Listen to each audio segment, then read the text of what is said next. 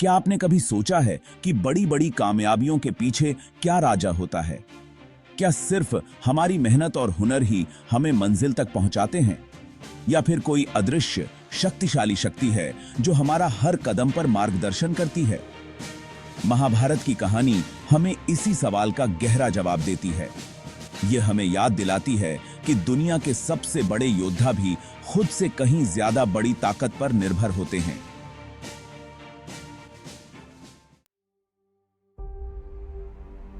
पांडव पुत्र अर्जुन, जो अपनी धनुर्विद्या के लिए मशहूर थे, महाभारत के युद्ध में एक महत्वपूर्ण भूमिका निभाते थे।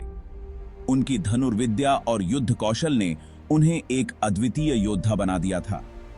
अर्जुन मानवीय शक्ति और दृढ़ संकल्प के प्रतीक थे। उनकी आंखों में एक अदम्य साहस और आत्मविश्वास झलकता था, जो उन्हें किसी भी चुनौती का सामना करने के लिए तैयार करता था। लेकिन दुनिया के सबसे महान धनुर्धर अर्जुन भी युद्ध में एक ऐसे रथ पर सवार हुए थे जिसे ईश्वरीय कृपा प्राप्त थी। यह रथ केवल एक साधारण वाहन नहीं था, बल्कि एक दिव्य शक्ति का प्रतीक था। इस रथ को स्वयं भगवान श्री कृष्ण चला रहे थे और उस पर पवन पुत्र हनुमान जी का ध्वज लगा हुआ था। श्री कृष्ण, जो स्वयं विष्णु के अवतार थे, अर्जुन के मार्गदर्शक और सारथी बने। यह दृश्य शक्तिशाली और प्रतीकात्मक हमें सफलता के असली स्वरूप के बारे में बहुत कुछ बताता है। यह हमें यह सिखाता है कि सच्ची सफलता केवल व्यक्तिगत शक्ति और कौशल से नहीं आती, बल्कि सही मार्गदर्शन और दिव्य कृपा से भी जुड़ी होती है। श्री कृष्ण का मार्गदर्शन अर्जुन के लिए एक महत्वपूर्ण मोड़ था। उन्होंने अर्जुन को न केवल युद्ध की रणनीतियां सिखाईं, बल्कि जीवन के गहरे रहस्यों और धर्म के मार्ग पर चलने की शिक्षा भी दी। अर्जुन ने श्री कृष्ण के उपदेशों को आत्मसात किया और एक महान योद्धा से एक महान आत्मा में परिवर्तित हो गए। यह परिवर्तन उनके जीवन का सबसे महत्वपूर्ण क्षण था। महाभारत का युद्ध केवल एक युद्ध नहीं था, बल्कि यह धर्म और अधर्म के बीच की लड़ाई थी। अर्जुन और श्री कृष्ण की जोड़ी ने इस युद्ध में एक नई दिशा दी और यह साबित किया कि सच्ची विजय केवल बाहरी जीत नहीं होती, बल्कि आत्मा की जीत होती है। इस प्रकार दिव्य रथ और श्री कृष्ण के मार्गदर्शन में अर्जुन ने न केवल युद्ध जीता, बल्कि जीवन के गहरे अर्थों को भी समझा। यह कहानी हमें यह सिखाती है कि सही मार्गदर्शन और ईश्वरीय कृपा से हम किसी भी चुनौती का सामना कर सकते हैं और सच्ची सफलता प्राप्त कर सकते हैं।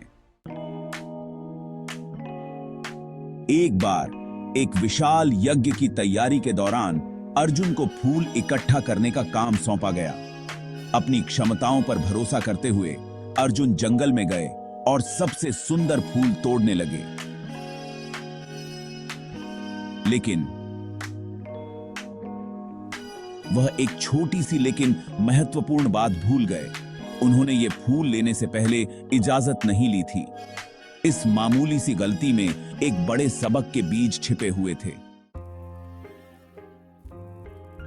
अर्जुन को इस बात की खबर नहीं थी कि वह जिस जंगल में थे, उसकी रक्षा स्वयं हनुमान जी कर रहे थे।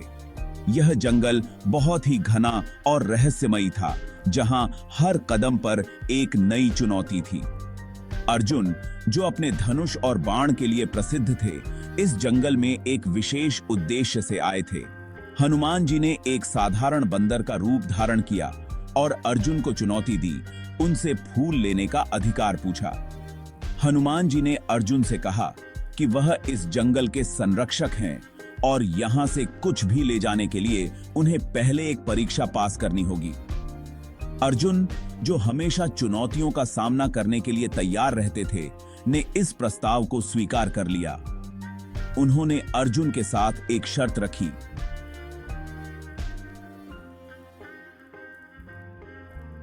हनुमान जी ने कहा कि अर्जुन अपने बाणों से नदी के उस पार एक पुल बनाएं और यह पुल इतना मजबूत होना चाहिए कि कोई भी उसे पार कर सके।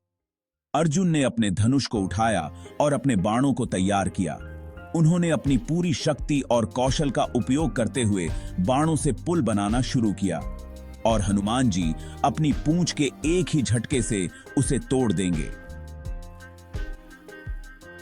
हनुमान जी ने अपनी पूंछ को उठाया और उसे एक ही झटके में पुल की ओर फेंका। अर्जुन ने देखा कि हनुमान जी की पूंछ कितनी शक्तिशाली थी और उसे तोड़ने में कितनी आसानी हुई। अर्जुन ने महसूस किया कि यह कोई साधारण बंदर नहीं था, बल्कि स्वयं हनुमान जी थे। उन्होंने हनुमान जी के सामने नतमस्तक होकर अपनी गलती मानी और उनसे आशीर्वाद प्राप्त किया। इस प्रकार अर्जुन ने न केवल एक महत्वपूर्ण सबक सीखा, बल्कि हनुमान जी का आशीर्वाद भी प्राप्त किया। कहा अर्जुन अपने ऊपर किए गए इस वार से थोड़ा आहत हुए और उन्होंने चुनौती स्वीकार कर ली। बेजोड़ कौशल से उन्होंने बाणों की बारिश कर दी और बहती नदी पर एक शानदार पुल का निर्माण किया। अपनी जीत पर भरोसा करते हुए अर्जुन ने हनुमान जी की ओर देखा। उनके चेहरे पर विजयी मुस्कान थी। जैसे ही हनुमान जी पुल के पास पहुंचे, एक दुर्बल ब्राह्मण प्रकट हुए। उन्होंने नदी पार करने के लिए रास्ता मांगा और कहा कि वह नदी पार करने के लिए बहुत कमजोर हैं। अर्जुन अपनी जीत के नशे में चूर अहंकार में ब्राह्मण की प्रार्थना को अनसुना कर दिया। उन्होंने कहा कि उनका पुल उनकी ताकत का प्रतीक है, न कि एक कमजोर बूढ़े आदमी के लिए। ब्राह्मण मुस्कुराए और अपना असली रूप प्रकट किया। वे कोई और नहीं बल्कि भगवान श्री कृष्ण थे, अर्जुन के सारथी और मार्गदर्शक। एक कोमल कदम के साथ कृष्ण पुल पर चल पड़े। अर्जुन को यह देखकर बहुत आश्चर्य हुआ कि पुल टूटा नहीं। यह कृष्ण की दिव्य उपस्थिति ही थी जिसने पुल को अपनी मजबूती दी थी। एक ऐसी सच्चाई जिसे अर्जुन अपने अहंकार में पहचानने में विफल रहे। कृष्ण ने अर्जुन को समझाया कि असली ताकत व्यक्तिगत कौशल में नहीं, बल्कि उस दिव्य शक्ति को पहचानने में है जो हमारा समर्थन करती है। उन्होंने बताया कि अर्जुन का सबसे शक्तिशाली बाण भी दिव्य आशीर्वाद के कारण ही शक्तिशाली था। यह घटना विनम्रता का एक सशक्त पाठ थी, जिसने अर्जुन को याद दिलाया कि उनका कौशल एक उच्च शक्ति का दिया हुआ उपहार मात्र था। कुरुक्षेत्र के महायुद्ध के दौरान हनुमान जी अर्जुन के रथ पर एक मूक संरक्षक बने रहे। उनकी उपस्थिति ईश्वर के अटूट समर्थन का प्रतीक थी, जो निरंतर याद दिलाती थी कि जीत का श्रेय अकेले अर्जुन को नहीं जाता है। यह मानवीय प्रयास और दिव्य कृपा का संयुक्त बल था, जिसने पांडवों को विजय दिलाई। अर्जुन, कृष्ण और हनुमान की कहानी हम सभी के लिए एक सार्वकालिक प्रेरणा है। उनकी कहानियां हमें यह सिखाती हैं कि सच्ची सफलता और महानता केवल व्यक्तिगत प्रयासों से नहीं आती, बल्कि एक उच्च शक्ति के मार्गदर्शन और समर्थन से प्राप्त होती है। सफलता अपने वास्तविक अर्थों में केवल हमारे अपने काम का नतीजा नहीं है। यह हमारे प्रयासों की पराकाष्ठा है, जो खुद से कहीं ज्यादा बड़ी ताकत द्वारा निर्देशित और समर्थित है। अर्जुन की ध्यान मुद्रा, कृष्ण की मार्गदर्शन देने वाली मुद्रा और हनुमान की चिंतनशील अवस्था हमें यह याद दिलाती है कि हमारे जीवन में एक दिव्य शक्ति का महत्वपूर्ण स्थान है। यह हमारे प्रयासों की पराकाष्ठा है, जो खुद से कहीं ज्यादा बड़ी ताकत द्वारा निर्देशित और समर्थित है। अर्जुन का दृढ़ संकल्प, कृष्ण की बांसुरी की मधुर ध्वनि और हनुमान का पर्वत उठाना यह दर्शाता है कि जब हम अपने प्रयासों को एक उच्च शक्ति के साथ जोड़ते हैं, तो हम असंभव को भी संभव बना सकते हैं। इसलिए आइए हम अहंकार से प्रेरित उपलब्धियों के लिए नहीं, बल्कि विनम्रता, कृतज्ञता और उस दिव्य कृपा में अटूट विश्वास से प्रकाशित पथ के लिए प्रयास करें जो हमें घेरे हुए है।